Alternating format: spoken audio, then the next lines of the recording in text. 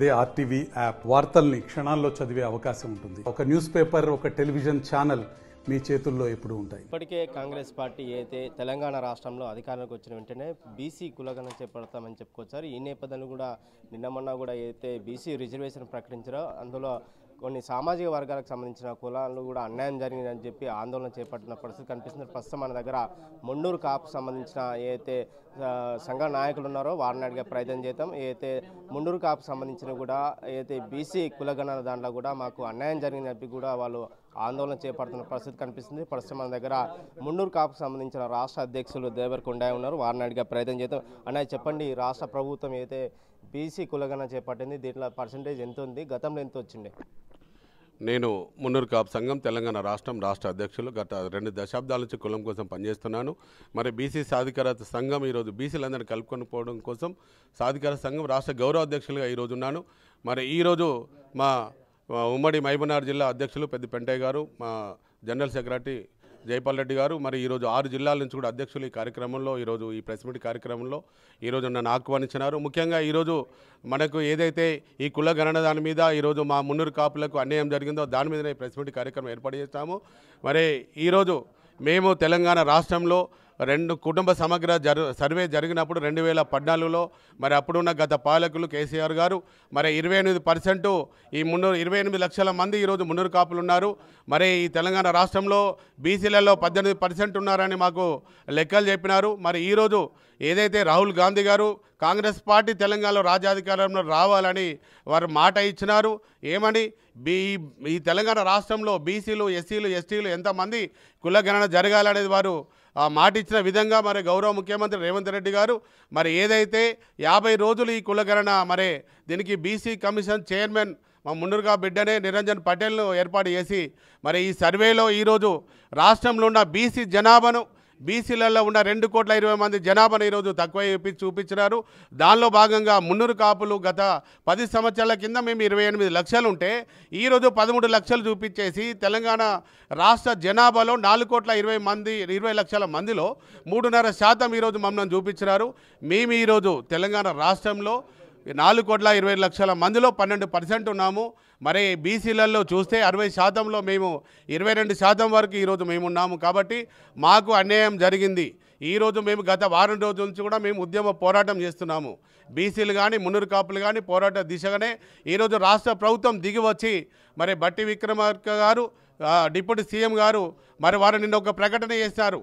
ఏమన్నారు? మేము ఏదైతే తప్పిదం జరిగిన 3.1%కు మీరు మండల ఆఫీసులో వెళ్ళి మీరు ఆ సర్వేలో మీరు నమోదు చేయించుకోండి అన్నారు. అయ్యా, ఈరోజు రాష్ట్ర ప్రభుత్వము ప్రతినిధులందరికీ నేను ఈరోజు తెలియజేస్తున్నా, మేము ప్రతి ఒక్కరు కూడా మండల ఆఫీస్కి వెళ్ళి ఈ 3.5% కాదు, మున్నూరు మన ఏదైతే కుల గణన బీసీలు కానీ ఎస్టీలు కానీ ఎస్సీలు అన్నీ కూడా మీరు న్యాయబద్ధంగా ఇంటింటికి వెళ్ళి సర్వే చేయండి.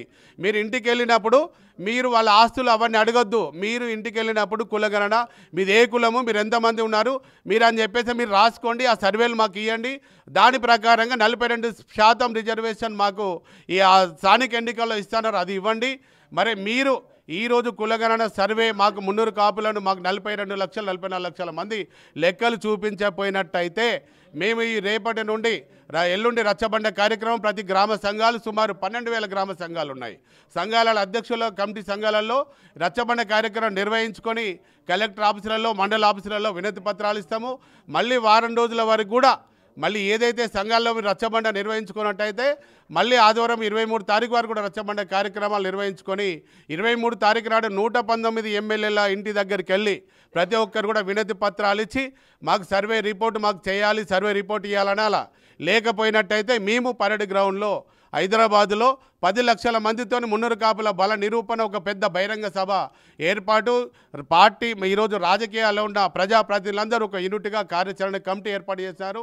అందరి ఆధ్వర్యంలో మేము 10 లక్షల మంది బహిరంగ సభ ఏర్పాటు చేస్తామని తెలియజేస్తున్నాను. ముఖ్యంగా మీకు ఈ రాష్ట్ర ప్రభుత్వం ఎంత పర్సెంటేజ్ ఇచ్చింది? ముఖ్యంగా ఈరోజు రాష్ట్ర ప్రభుత్వము తెలంగాణ రాష్ట్ర జనాభాలో 3.5% ఇచ్చిందండి. 42 లక్షలు 3.5%.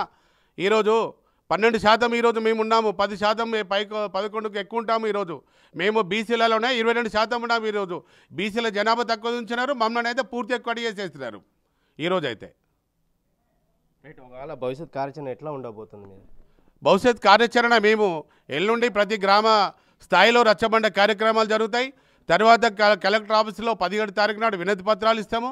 మళ్ళీ తర్వాత కూడా రచ్చబండ కార్యక్రమాలు 23 తారీఖు వరకు కూడా నిర్వహించుకొని ప్రతి ఒక్క ఎమ్మెల్యే ఇంటి దగ్గరికి వెళ్ళి వారికి వినతి పత్రం అందజేస్తాము. వాళ్ళు సర్వే చేయనట్టయితే మేము తప్పకుండా కార్యాచరణ ఇంకా ఉద్యమ పోరాటం మళ్ళీ కూడా నిర్ణయించుకొని మీకు తెలియజేస్తాము.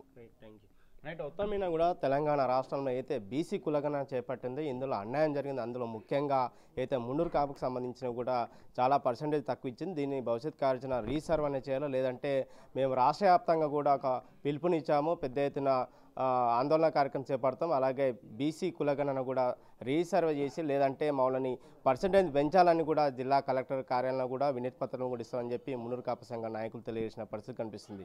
వీడియో జర్నలిస్ట్ నరసింహారెడ్డితో రామకొండ ఆర్టీ, మహబూబ్ నగర్. మరిన్ని వీడియోస్ కోసం ఛానల్ ని సబ్స్క్రైబ్ చేయండి. లేటెస్ట్ అప్డేట్స్ కోసం వాట్సాప్ ఛానల్ ని ఫాలో అవ్వండి. ఆ లింక్ డిస్క్రిప్షన్ లో ఉంది.